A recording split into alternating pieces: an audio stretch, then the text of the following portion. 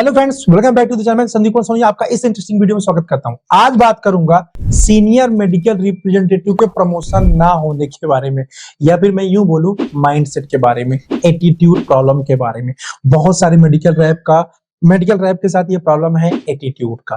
ठीक है, attitude in the sense, अब मेडिकल रैप इसमें कंप्लेन कर सकते हैं, मेरे बॉस को भी सर एटीट्यूड का प्रॉब्लम है। एटीट्यूड का प्रॉब्लम किसी के साथ भी हो सकता है। मेरे यहाँ कहने का मतलब है कि वो मेडिकल रैप ही नहीं है। मैं मेडिकल रैप की बात इसलिए बोल रहा हूँ तो मेडिकल रैप का कहीं ना कहीं उस एटीट्यूड की वजह से ग्रोथ रुका हुआ है। उस एटीट्यूड की वजह से उसको मीटिंग में सुनना पड़ता है। उस एटीट्यूड की वजह से उसको काम ज्यादा उससे कराया जाता है। उस एटीट्यूड की वजह से उसको बार बार बहुत सारी चीजें बेसिक वर्क करने पड़ते हैं जो उसको उसके सीनियर द्वारा दिए जाते हैं।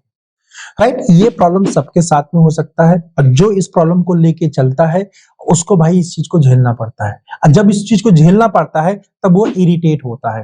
राइट, इरिटेशन होती है क्योंकि मुझे ऐसा क्यों बोला जा रहा है, मेरे चीजों को रिजेक्ट क्यों किया जा रहा है।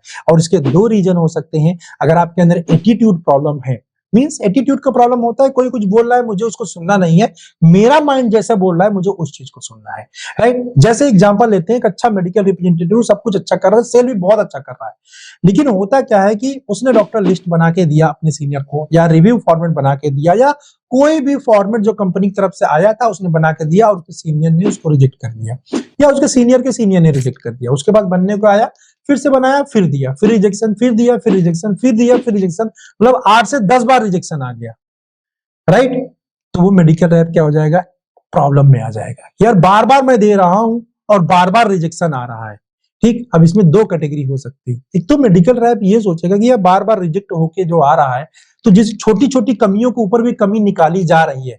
Like as a medical rep हम कई बार ऐसा सोचते हैं कि यार नहीं, छोटी सी बात थी, एक स्पेलिंग ही तो मिस्टेक था, तो वो तो मेरे बॉस भी खुद कर सकते थे, या जिस जहां से रिजेक्शन आ रहा वो खुद भी वो चीज को कर सकते थे। राइट, ऐसा भी हमारे दिमाग के अंदर आता है ना। मैं इसलिए बोल रहा हूँ, जब मैं मेडिकल रैप था ना तब भी मेरे भी दिमाग में ऐसा आता था कि यार ये छोटी सी मिस्टेक थी, स्पेलिंग ही तो ठीक करना था। बॉस चाहते 2 वर्ड इधर उधर करते और आगे भेज देते, मेरे पास वापस रिजेक्ट एक स्पेलिंग, चलू मैं जाऊं साइबर कैफे, फिर इसको ठीक करूं, फिर भेजूं, उसके लिए पूरा दिन का टाइम लग सकता है। बट वो बॉस के पास तो लैपटॉप है, वो तुरंत ठीक करके भेज सकते हैं। बट वो इसको ठीक करने के बजाय मेरे पास रिजेक्ट करके भेज दिए। राइट, जिसकी वजह से हमें क्या होता है, गुस्सा आता है। इसलिए फिर मैंने दो कैटेगरी बताया। एक मेडिकल रैप रहेगा जो लर्निंग माइंडसेट का रहेगा, वो क्या करेगा भाई, एक तरफ से पूरी फिर ढंग से एग्जामिन करेगा अपने लिस्ट को, या जो भी फॉर्मेट दिया गया कि कोई कमी होनी नहीं चाहिए, सही करके भेजेगा। फिर कमी आएगी तो बिल्कुल सही करके भेजेगा। एक दूसरा होगा कि जो कमी बताई होगी वही कमी को पूरा करेगा, फिर भेज देगा। फिर वो बंदा देखेगा, आगे चेक होगा, फिर रिजेक्शन, बार बार रिजेक्शन। देखो आने का मतलब होता है, जैसे मैंने मेरे पास ही किसी मेडिकल रैप ने डॉक्टर लिस्ट भेजा चेक करने के लिए, तो मैं क्या करूं, मैं उसको देखना शुरू करूंगा, ऊपर ही 2-3 मुझे मिस्टेक मिल गए तो मैं नीचे जाके पूरे को कई बार नहीं चेक करूंगा। रीजन इज दैट कि मैं मेरे पास सिर्फ वही एक बंदा नहीं है चेक करने के लिए, मेरे पास वही सिर्फ एक काम नहीं है। मेरे अगर मैं फुर्सत में हूं तो मैं सारी लिस्ट को एनालाइज करूंगा, वन बाय वन बात करूंगा, एक एक चीज को बता के सही भी करा सकता हूं, या पूरी चीज बता सकता हूं, लिख सकता हूं। अगर मेरे पास टाइम नहीं है तो 5-7 चीजों को मैं देखूंगा, तुरंत भेज दूंगा। और भेज इसलिए दूंगा मैं उसको कि मेडिकल रैप जो उसको प्रॉपर तरीके, मतलब इसका काम, इसका मतलब है कि मेडिकल रैप ने या मैनेजर ने सही तरीके से काम नहीं किया है।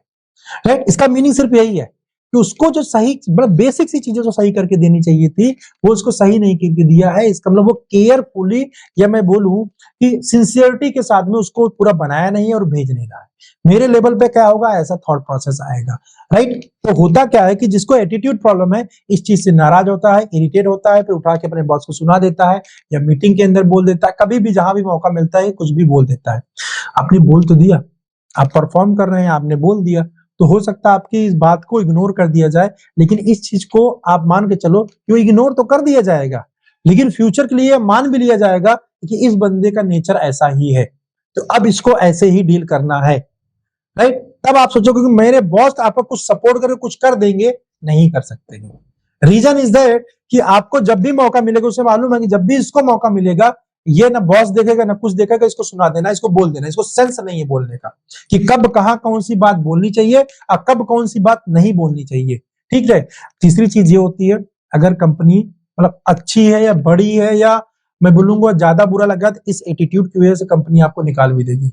ये हमेशा ध्यान रखिए, चाहे आप कितने ही सीनियर मेडिकल रिप्रेजेंटेटिव किसी भी कंपनी के अंदर क्यों ना हो, या बहुत ही अच्छा सेल क्यों ना कर रहे हो, कंपनी लॉस में जा रही है, आप बहुत अच्छा करने लग गए हैं, लेकिन एटीट्यूड को कोई भी कंपनी बर्दाश्त नहीं करेगी, क्योंकि एक बंदे की वजह से कंपनी कोई नहीं रुकती है। आपको ऐसा लगता है कि मैं बहुत अच्छा कर रहा हूँ 120%, मैं छोड़ चला जाऊंगा तो ये हेडक्वार्टर डूब जाएगा। आप बिल्कुल सही हो सकते हैं कि आपके जाने के बाद वो हेडक्वार्टर डूब सकता है, बिल्कुल सही बात है, लेकिन वहां कोई ना कोई मेडिकल रेप कभी ना कभी जरूर आएगा जो उस डूबे हुए हेडक्वार्टर को फिर से टॉप पे लेके जाएगा, या कंपनी को वो वाला में डूब जाएगा, कहीं ना कहीं कंपनी दूसरा अपना बड़ा भी कर रही होगी। तो जो आदमी कंपनी खोलने के माइंडसेट से आता है, चाहे वो स्टार्टअप हो या बड़ी कंपनी हो, वो ऑल इंडिया लेवल पे या जितने भी लेवल पे काम कर रही होती, वहां चीजों को मैनेज कर रही होती है, राइट। तो आप सेल नहीं देंगे तो कहीं ना कहीं से वो निकालेगा, ऐसा बात नहीं है कि आपकी वजह से रुक जाएगा, लेकिन इसकी वजह से आपका नुकसान हो जाएगा। हाँ, ऐसे ऐसे करके आप मल्टीपल कंपनी चेंज कर जाएंगे, जो रिज्यूमे में गलत रिफ्लेक्शन आएगा, और वो गलत रिफ्लेक्शन आपके करियर को बर्बाद कर देगा फ्रेंड। तब आप एक्सक्यूज दे देते, आप जाते हैं इंटरव्यू के अंदर कंपनी की कमियां बताते जाते हैं, इंटरव्यू सुन लेता है, लेकिन इंटरव्यू बेवकूफ नहीं होता, क्योंकि इंटरव्यू भी बहुत सारी कंपनी के अंदर काम करके आया हुआ है, उसके हिसाब से ही अपने आपके एटीट्यूड, आपकी पर्सनालिटी, आपका कम्युनिकेशन, इन सब चीजों के ऊपर वो ध्यान देता है, राइट। तो ये मैं छोटा सा मैसेज देना चाह रहा था कि अगर आप फार्मा के अंदर काम कर रहे हैं, नॉट ओनली फार्मा, किसी भी मार्केटिंग कंपनी के अंदर काम कर रहे हैं जहां पे आपको किसी चीज की रिप्रेजेंट करने की रिक्वायरमेंट है, तो अपने माइंड को कूल रखिए, काम रखिए। अगर रिजेक्शन बार बार आ रहा है तो आप एक थोड़ा देखिए यार बार बार रिजेक्शन क्यों आ रहा है, ठीक है, कहाँ पे मैं मिस्टेक कर रहा हूँ। अगर वो मिस्टेक को मैं ठीक नहीं कर पा रहा हूँ, सिंपल सी बात है, कल को मैं मैनेजर बन जाऊंगा, मेरी टीम मुझे गलत भेजेगी तो मैं भी वैसे ही आगे भेजूंगा, तब मेरा रेपुटेशन और भी ज्यादा खराब हो जाएगा। फर्स्ट, सेकंड, मेरे अंदर अगर वो करेक्टनेस नहीं है, ठीक है, मैं चीजों को सही करके नहीं दे पाता हूँ, तो मैं अभी आगे जाने के मतलब आगे बढ़ने के पोजीशन के लिए भी रेडी नहीं हूँ। कई लोग चाहते तो है मुझे प्रमोशन मिल जाए, बट उसके लिए रेडी नहीं होते हैं, राइट। ऐसा मैंने बहुत बार देखा है। मैनेजर के लेवल में बहुत सारा प्रॉब्लम आता रहता है कि यार जो चीज मैनेजर के पास है सही होके आनी चाहिए, वो चीज सही नहीं होके आती है, राइट। चलो, इस वीडियो में मैं इतना ही बताना चाह रहा था। अपने एटीट्यूड को संभाल के रखिए फ्रेंड, अपने एटीट्यूड को अपने ग्रोथ में ऐड करिए, ना कि किसी से डिस्कशन करने में, ना कि किसी से कॉन्फ्लिक्ट करने में, ना ही किसी से लड़ाई करने में। अगर आपको कोई बोलना चाहिए तो आपका वर्क बोलना चाहिए, जिसकी वजह से आपको ग्रोथ मिलता है, राइट। और यहाँ पे मैं कैप्टन कूल धोनी का भी एग्जांपल देना चाहता हूँ, जिसका नाम बहुत बड़ा है क्रिकेट की दुनिया में, और अपने आप में एक एग्जांपल सेट करके वो गया हुआ है, ठीक है। चलो, बस इस वीडियो में इतना ही, मिलता हूँ ऐसे किसी इंटरेस्टिंग वीडियो में नेक्स्ट टाइम, बाय।